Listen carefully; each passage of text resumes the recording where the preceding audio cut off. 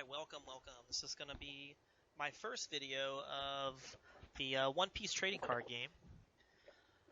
You'll see my brother on the left here playing Smoker. Smoker's a leader that when you don him once, he can lower the cost of a unit by 1. And if there's a unit that's 0 on the board, then he gains an extra 1,000 power. I'm playing Ivankov. It's a blue leader. 5 life, 5,000 as well. And if I have no cards left in my hand at the end of my turn, I can draw 2. So that's going to be the basic leader powers here. We're just getting our stuff together, drawing life, doing things like that, checking. And both of us don't mulligan. My hand's actually pretty funny. I have a really good early game. I have the new Kama land, and I draw one. There was another new Kama land in my hand. Since I had a new Kama land against a Smoker, I really like this hand. So I'll have 2 and just discard 1. That's fine.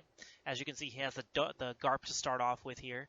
So he lays that down, passes turn. Now we can finally attack on our second turn. So I'm going to go ahead and swing for 5. Usually with Ivankov, I want Nukama land first. I want Doffy as my second attack, which I have here. Third, I either want a blocker like Mr. 3, or I want the 5-cost Croc if I'm going aggressive. And then I want to, of course, do Ivankov on curve on 7. But Doffy is a 3-cost 4,000 blocker who lets me rearrange the top 5 cards of my deck and place them on top or bottom. So right now I'm kind of getting an idea of what I'm going to be doing the next couple turns here. I don't like my first card, so I use Nukama land to just draw it and discard it. I don't even want anything to do with it. This is his 4-cost turn. He throws down the Helmeppo, then swings at me for 6. Surprising on the first swing I did to the Smoker, he blocks it. Most Smokers don't do that, but he uses a 2K counter, uses the Tsuru, and I'm using 2,000 as well here. I'm using 2 cards out of my hand. I really don't mind because I'm Ivankov.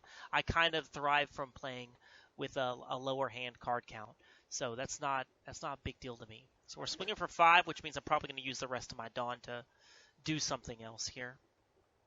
And he's going to block again with a Kobe, and Kobe's actually a really good card for black. That's a removal card. But yeah, I lay down that 5-cost Croc. During this game, I thought that Akainu, the card that he plays on curve here, I thought Akainu kills a 4-cost or less. But I'm thinking of King, the purple card. Oh, there's a little guest appearance by Dog Meat, our cat there. But yeah, now that I know that, I feel a lot safer playing blockers if I want to here instead of instead of always feeling like I have to play Croc against black. So that's a good thing to keep note of here, just for me in the future. He's mowing it over, thinking about what he wants to do, but I'm pretty sure he's just gonna. I mean, you have a Kaido in your hand, throw it on down. You know, he's probably just thinking about how he wants to attack or something like that. But yeah, we're all set up here. Go ahead and drops down all 6 and. I bet he's thinking about what card he's going to discard. So he throws down the Akainu. You got to discard a card to kill something. And that is the tough part for black. And it's another Kobe. Oh my god. So yeah, Akainu's a 6-cost, 7,000 character that removes a card of 5 or less after you discard something. So yeah, he does that. And then we block with our Inazuma. I actually really like that card too. But it's not super good in the early game until I remove all my cards. So we attack with 5 here, which means I'm probably on curve to play Ivankov. That's like the telltale sign here. So yeah, we go ahead and lay them all down. Ivankov's going to be a 7,000 7-cost unit that lets me draw until I have 3 cards in hand. And then I can draw the Luffy. As you can see, I didn't have any more cards left, but we knew those top 3 from the Doffy, so I'd already set this up. And I'm going to discard the other 2 cards that I got from Nukama land and go ahead and make them bounce back Helmeppo. There's a Death Wink there, and I really, really like this card. But because after you throw down the Ivankov, you have no other Dawn to work with, so I can't use that Death Wink effectively anyway. It's going to be a brick in my hand for another couple turns. I really don't want to do that, so I'd rather just go ahead and draw 2 cards. I think these are random cards at this point because I threw one away on Nukama land, I drew one on turn, and then I drew the other ones whenever I played Ivankov. So now these 2 cards that I have in my hand are mystery. I did not set these ones up. He has a very threatening board he's looking at here. That Luffy is a 6-cost 7K. That whenever I throw away 2 cards, I can bounce a 4-cost or less. So he had that Helmeppo was less than 4 costs. It's now in his hand again. which kind of just throws off tempo. It doesn't kill it, but it takes it off the field, so we can't attack with that. Had he had the Amelpo here, it would have been easier for him to reduce cost to that Luffy and get him off the board. He's reducing it now by putting 1 under Smoker to get it down 1, playing a Tsuru to get it down 2,000 on play and minuses 2, and then he plays the Kobe, which kills a 3 cost or less when he discards something. He discards that character Smoker, which is huge, and then sets up that Helmeppo again. He only has 1 Dawn left. He accounts for, and he attacks for 6. We're looking at a pretty wide board here. We have our 2 1K counters we use, and then he attacks for 7. So I take the first life here. Not wonderful to be staring at a wide board like this, but you got to think a lot of those characters are kind of just fluff, right? Tsuru doesn't really do anything. Garp needs investment to get big. Helmeppo needs a 0-cost character on board to have that extra 2,000. Akainu's big, but he definitely has board advantage as far as how many attacks he has, and plus we're coming up on our 10 Dawn turns. So if these can all actively swing, I'm in trouble. We got to keep that in mind, but Ivankov also thrives off of being able to set up a board really quick and not needing a lot of cards in hand. So we go 7, and he takes, because he has no more cards in his hand, actually. He has nothing to defend with. I don't need to invest any Dawn to do these attacks. So I do 7, and I do 5. He's got 1 card in hand now. And I believe I use Nukama Land because I have a Nukama Land in hand, and I end up drawing a Luffy, I believe. Yeah, so I discard a Nukama Land because that card's just fluff in my hands anyway. And then we replenish the Luffy. He just got rid of it. This has got to be so frustrating for the other player here to literally invest so much into getting that Luffy off the board. We only have 1 card in hand, so I can't bounce anything back like I did last time. I have to discard 2 cards in order to do that. See, life is still at 4. 4. I wanted to put some cards up whenever I make these videos, but man, my editing software it's either my computer or my editing software just was not having it, bro. It just kept freezing up the software. I'm like, okay, cool. I'm just going to talk about these cards, I guess. Which actually, the discussion mode's kind of fun. He puts 1 Dawn under to minus. I'm pretty sure minus the Luffy. Oh my god. We just got rid of that card. And he drops another Akainu, which kills a 5 or less. So there goes Luffy again. He successfully dodged the next Luffy. And now I have to deal with this Akainu all over again. He has a 7 beater. I have a 7 beater to match it. And he swings at me for 7. We have a Deathwink in hand. And that kicks my character up 6,000, and then I draw 2. Then he tries to attack it again, and I had a 2k counter in hand. I think it actually goes for life, and I have a 2k counter. So we successfully defend ourselves because of not only the Ivankov passive, the leader passive, but that Deathwink giving us life and cards. This is why I love running Deathwink so much. So on our turn, we play the Doffy. We look at the top 5 again. If I have a Doffy in hand late game, I usually want to throw it down just to kind of get an organization of what I'm going to be doing these next couple turns. And if there's a card I really, really want to play right now, I have Nukama Land to line that up. So I can hit the Nukama Land, draw that next card on top, and play it immediately if it's a card I really want, if it's like some kind of game-changing card here. So we line this all up. Yeah. Put it down. And usually I'm going to attack first before I do anything that showcases what I'm going to do with the rest of my Dawn. It's just a good way to play to allocate your Dawn. So your other opponent doesn't know what you have planned. So we swing 7. We know he doesn't have a 5 to a 4. And then 7 to a leader. He's down another life. I believe, I can't see because the black cards. I believe it's 2 life. No, it's 3 life left, right? Oh no, I lost count. But we swing and we play another Luffy. Oh my god, we play another Luffy. That's gotta be so bad. So once again, he's got to deal with this character all over again. We haven't been able to successfully swing with a Luffy yet. We've only been able to bounce cards. And I didn't bounce this time because I want to keep the cards I have in my hand. They're probably good defensive cards. We know it's not a Deathwink because we only have 1 Dawn active. So, yeah, he's going to try to deal with this character again or deal with something on my board. Because he has a little bit of life left, I have a lot of swings on my board that he wants to deal with. Of course, I can swing with my blockers and stuff too. So it's about time to start doing some board removal. Of course, I've got a lot of life to deal with too, but that goes away in time if you just deal with the board, right? So he's lowering cost by putting a Dawn on Smoker. He lowers my Doffy by 2.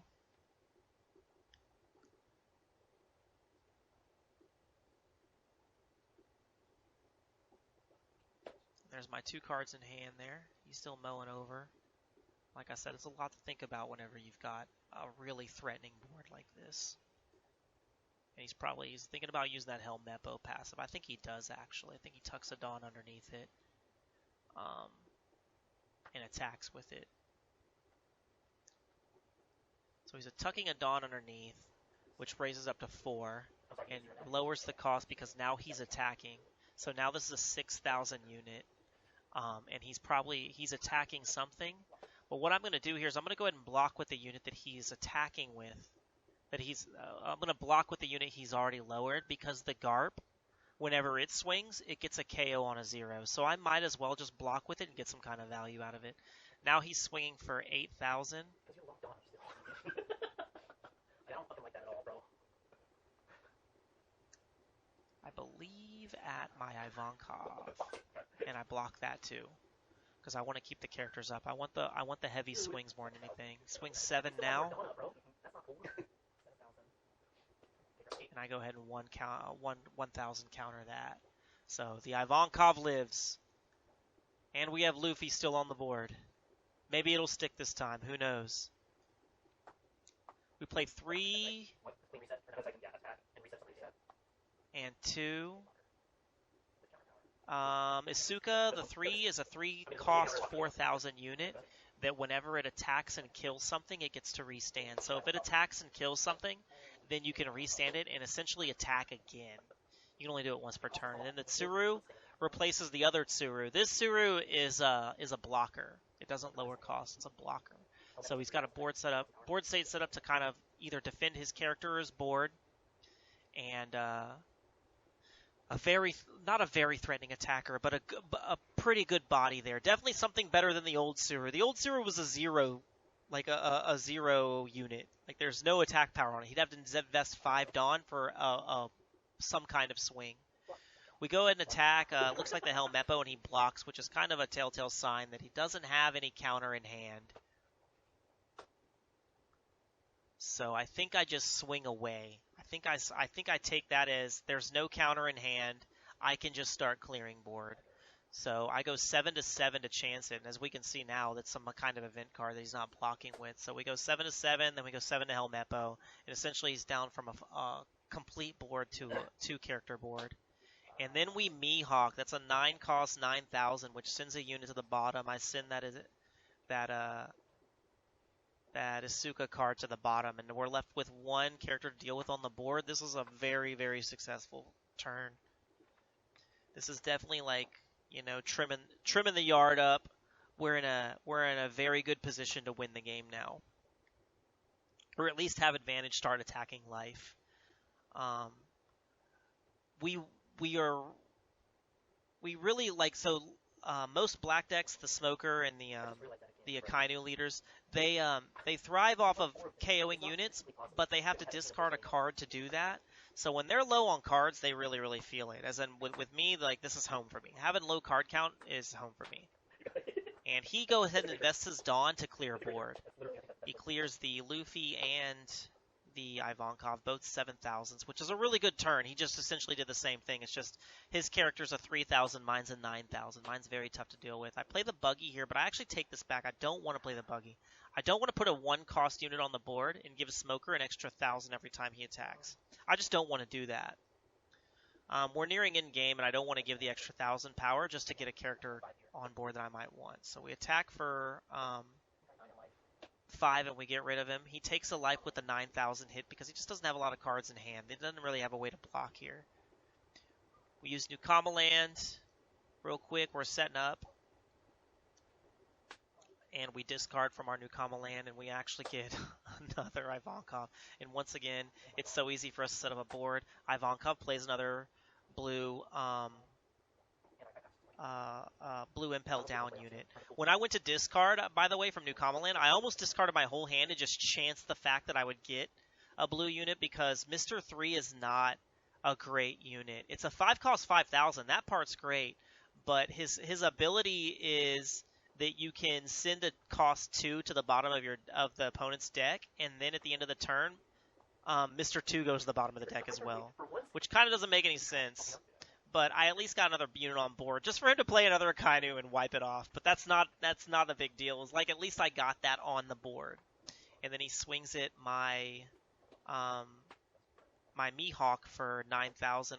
He knew I had that counter in my hand, so we just blocked that, and we're pretty set up here to finish the game. I believe 1 life left. We're going to swing for 9. And then just tuck the rest of the Dawn under. I'm pretty sure another 9 would have done it, but, just swing for whatever, all the rest of the Dawn you have.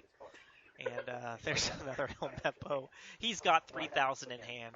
So even if I did just swing with base cost Draco Mihawk, it would have still worked.